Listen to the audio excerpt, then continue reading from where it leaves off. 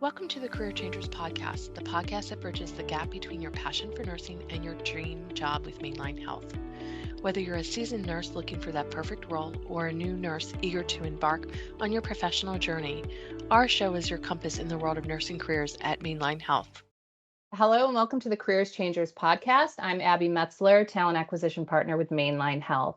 Today we're talking about our clinical nurse educator and generalist roles and the impact they have on our nursing staff here at Mainline Health.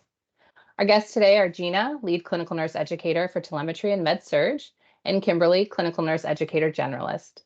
Hi, Gina and Kimberly. Thank you so much for joining us today.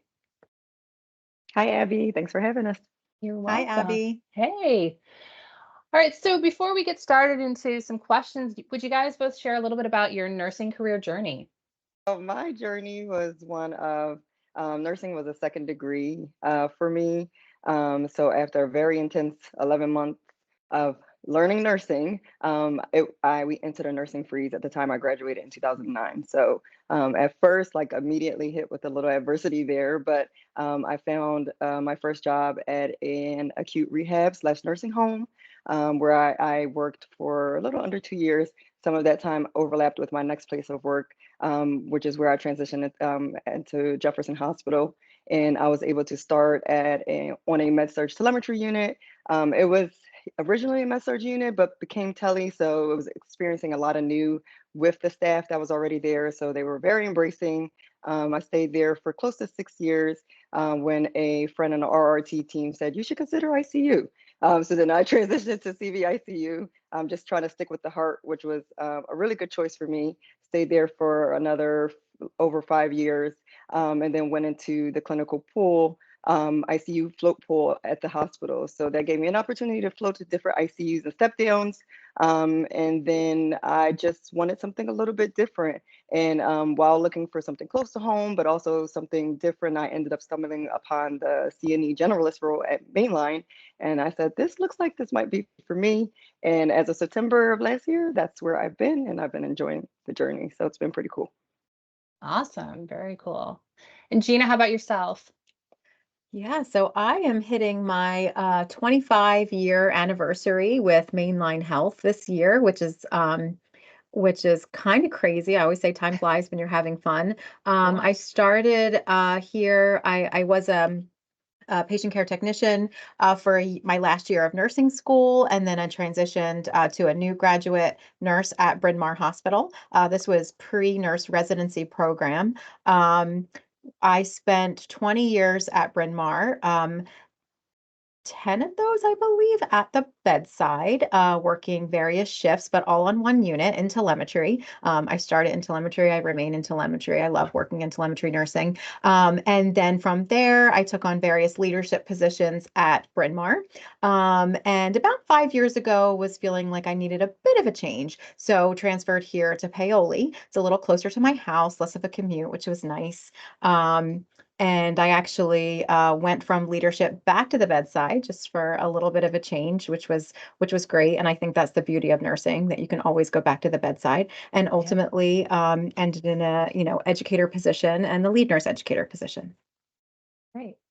So, Gina, let's go start with you. First of all, congrats on the 25 years. That's awesome. Absolutely. Congrats, Gina. It's really awesome. Thanks. And thank you for your commitment to Mainline Health.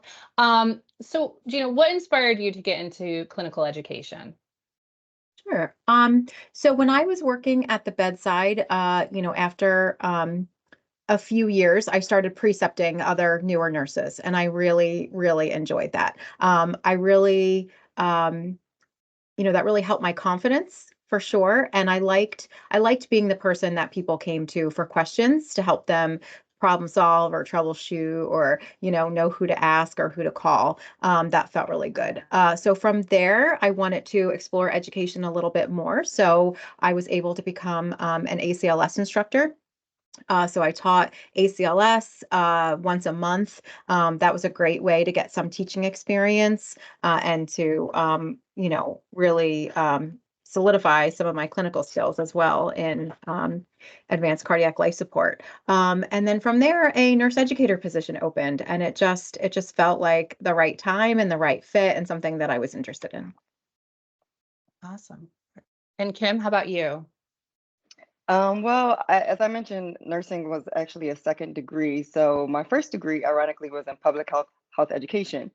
But that wasn't my first pick. I was a science major. I knew I wanted to work in a clinical setting, but I just wasn't quite sure. So around my junior year in undergrad, I made the decision to let me just study something that I think I could be passionate about right now, and that was education, but health education specifically. So when I graduated, I had a really cool opportunity to intern at Pennsylvania Hospital's Diabetes Education Center at the time. I don't know if they still have it, but it's a really cool program, and just reaffirmed in that setting that hey, education might be something that's for you. Um, but I still wanted to get that clinical background.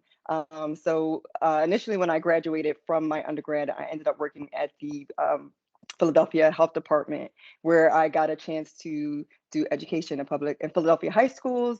And it was just really cool. I also went to family court, and it was just, again, a lot of that close interaction with youth, with younger people, but it didn't always have to be that. It was just people who needed guidance. And I think I liked being a person that could help or assist in some way, that could say, like, I might have a strategy that can help you, or here's some information that I know and have learned, so I can offer that up to you. So long story short, working at the health department for a little under a year, I decided to still continue on the path that I wanted, which was to get a clinical degree, and someone introduced to me the thought of nursing. So enter all that information I told you about in terms of all the units that I worked on.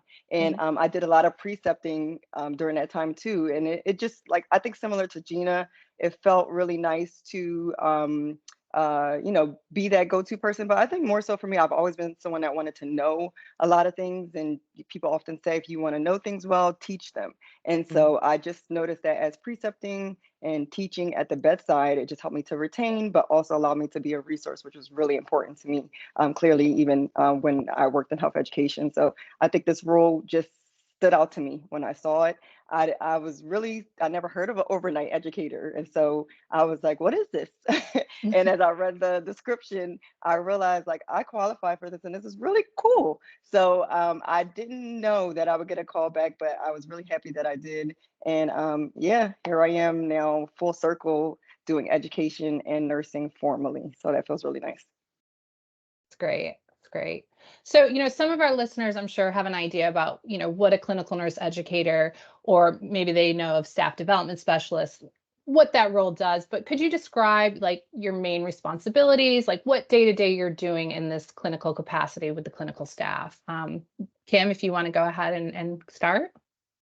Sure. So, as an educator generalist, I would say first two words that come to mind are coaching and supporting, because that's essentially what you're doing. It does take place on both, like, a preventative and reactive, in a preventative and reactive sense, I should say. So prevention might look like, if there were some training initiatives that their CNE, like someone like Gina is doing with her unit, or just in general that we're doing as a hospital system. There could be some competencies that people need to get tested on. So that's what some of that prevention looks like. Let's say there was a unit recently that they're getting a new patient population that they're going to see, and they need to understand, like, the care that comes behind that. So we do that. But reaction, the reactive aspect is where a lot of magic happens, where we're rounding on all the different units, we're intercepting a lot of things, or finding things to kind of teach the nurses about, but also getting a lot of calls and questions like, I've never done this skill, I don't know this policy, I'm afraid to put my first IV in, or put a Foley in, or I tried and I failed, and could you coach me through? So I would say that that's what the role entails. And yeah. Now, and forgive me if I'm wrong. Now, are generalists working different shifts than a CNE, a general CNE? Yes, we work overnight. Okay, so you're a resource for the night staff, and weekends too, Kim? Yes, we do. We have some weekend shifts that we fill in for as well. Yeah. Right, and I believe, Gina, if I'm not mistaken, CNEs also work nights as well. They rotate on nights and the weekends as well, correct? Correct. And I'll say, the generalist role, while a little on the newer side here at Mainline Health, has been an invaluable position for us, because They are really supporting all the staff on all the units in the hospital. At each campus, which is wonderful. A little bit different than the clinical nurse educator role. In that role, the educators are assigned to a unit or two. So more oversight on those units on facilitating orientation, initial competency, ongoing competency, staff education, things like that. And we definitely work in conjunction with each other, where we have the ability to reach out to the generalist at night to support initiatives or to follow along with new staff who might be finishing up their orientation on night shift. The clinical nurse educators do spend time on the off shift as well and the weekends. So yeah, the staff are getting more access to education overnight, which is wonderful. And how has the staff reacted? I mean, I know, we've mentioned that the generalist role is a bit newer. So has the clinical staff, what's their response been to this new role and this added resource? Well, I'll say they absolutely love it. They love having that level of support and coaching. Mm-hmm. I mean, they can't speak more highly of our generalists. Great.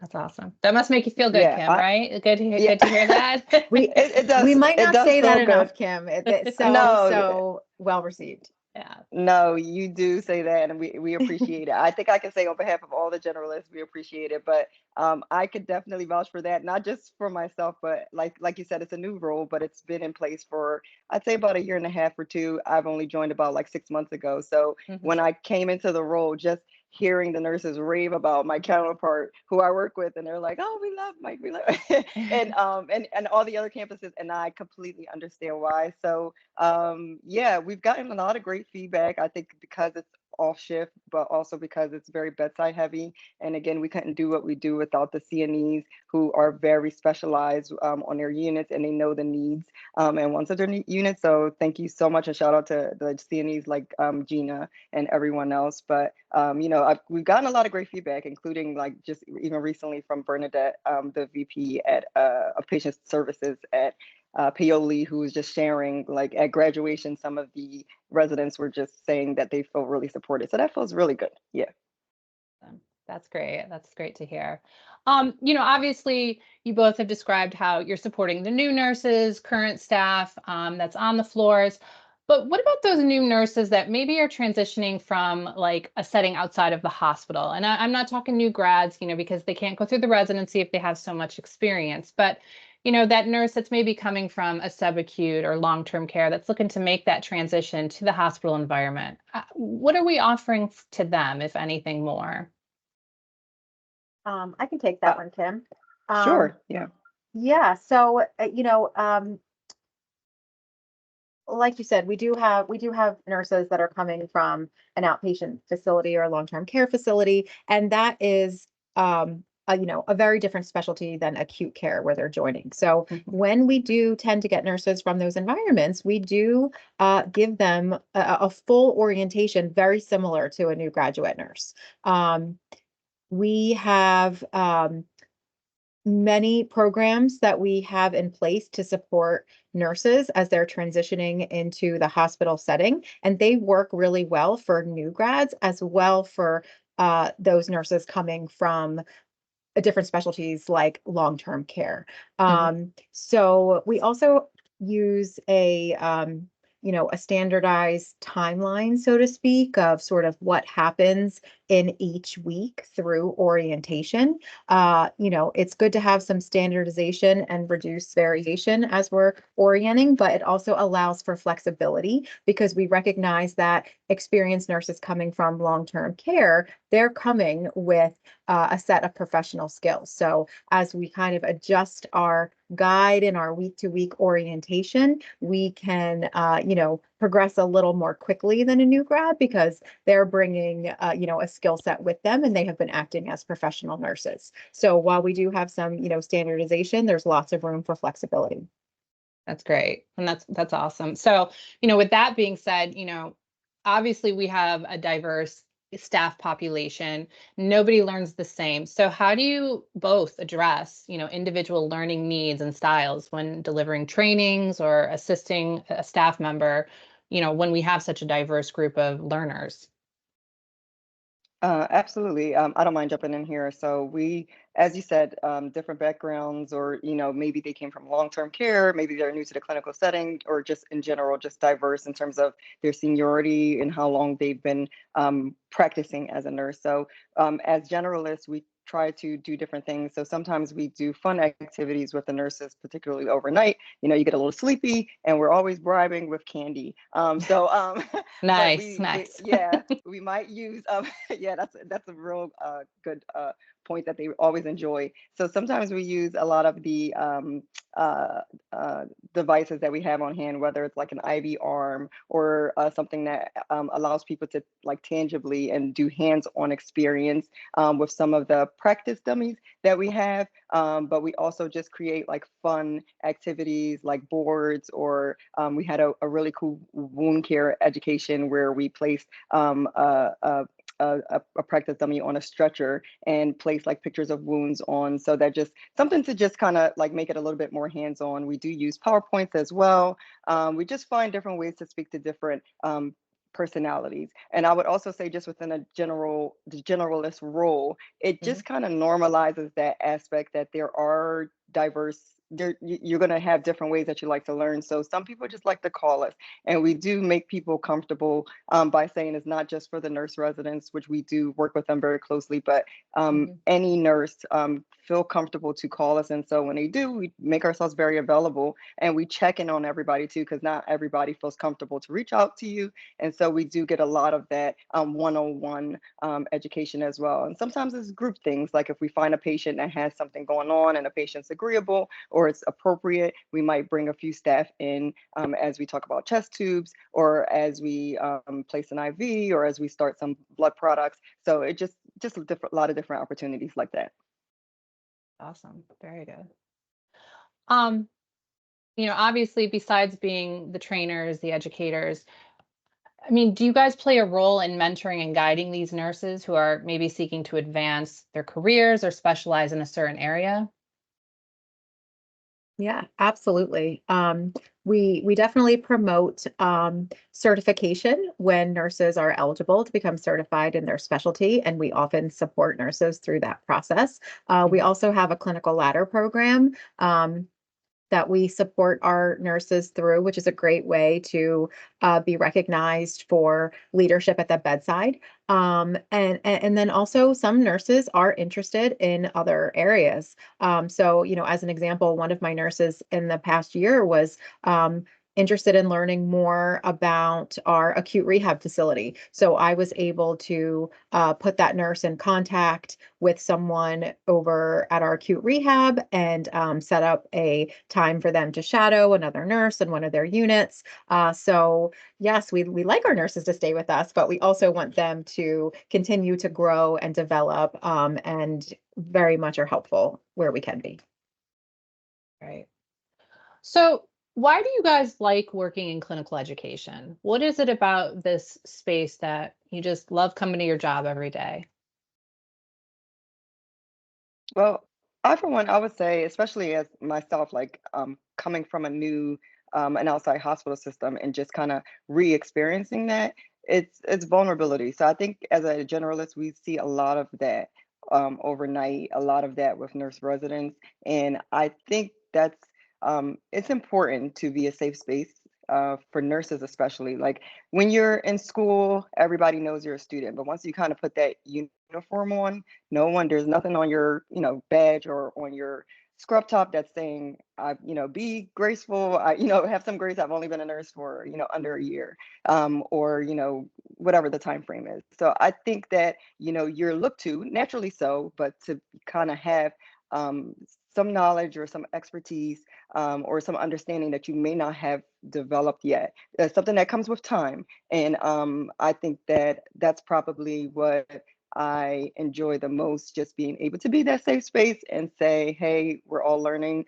and just giving them room to feel comfortable to ask for help, but also, like I said, just intercepting and also just being proactive with a lot of the things that they may encounter, because I know what it feels like to, as we all do, to be a bedside nurse and kind of go through that. And just reminding them as well too to remain teachable. I think that's important, because even in this role, just again coming from an outside system, I understood very much so that yes, I know how to be a nurse, but I'm learning how to be a nurse here, within my new home, within my new family at Paoli. And it's, some of the nurses laugh with me when I talk about I might have all these drip rates memorized in one way, but here we do it not, not weight based. So it's almost not harder, but it's just different, where now you have to just adjust all that comfortability and what you think and just be very vigilant, but also be learning and being humble, while at the same time just trying to remain confident and where you are strong. So I think I just try to, make that a safe space for the nurses. So. Yeah. Gina, what about you? Yeah, I agree. I really like that, Kim, being a safe space for the nurses. I love working with new nurses and being that safe space for them, and seeing what they look like, their first day on the unit to when they're graduating their nurse residency program, or even at 2 years out.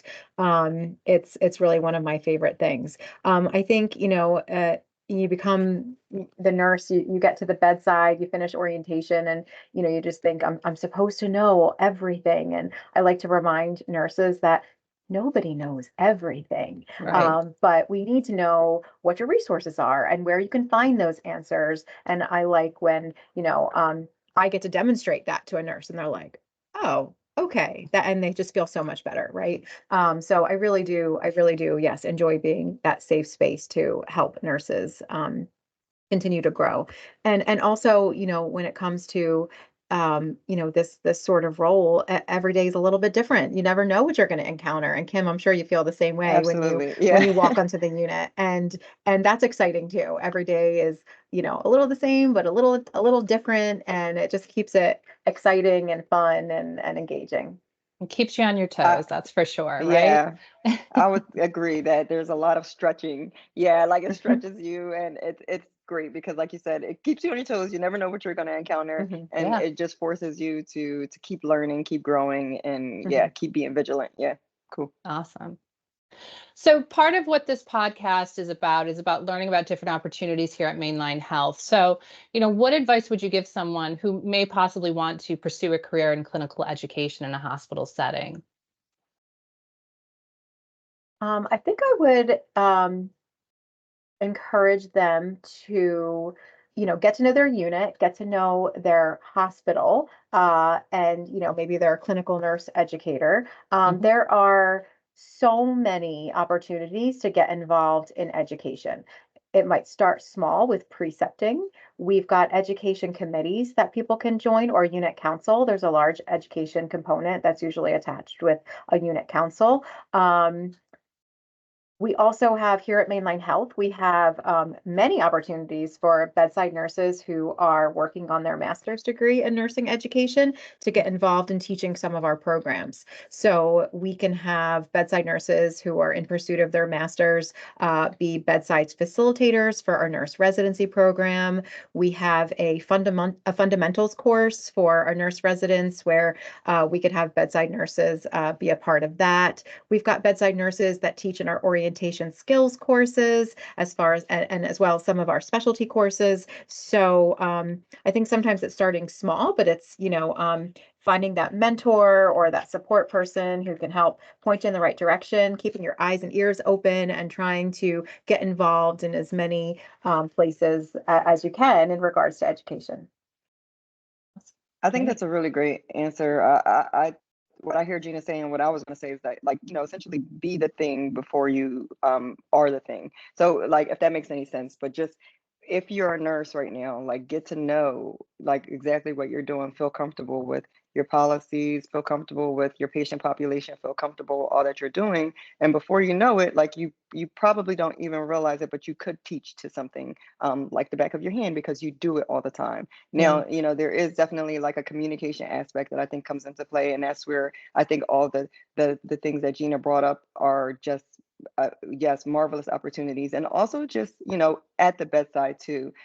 Nursing does entail a good deal of communication. So whether that's with families or patients, or with your peers, with your educator, with your nurse manager, all of those are small but great opportunities to be a good communicator and to start paying attention to how you use your words and your tone and what you're essentially like conveying, and just also bringing all those great things into it, like compassion and but knowledge and competence. So I just think that there are a lot of opportunities that we kind of overlook, right? We just see ourselves sometimes as I'm just a nurse, and I'm just thinking about it as I'm talking, just interdisciplinary too, like during rounds, which sometimes is a day shift thing, but even overnight, they have rounds as a unit. So there are just opportunities to know what you know and to also convey that with your words. And I think through precepting or through unit council, like Gina said, you'll start to realize like, I feel very comfortable with what I'm talking about. And then I think that would be a good start to now getting yourself into education if you're interested. Yeah.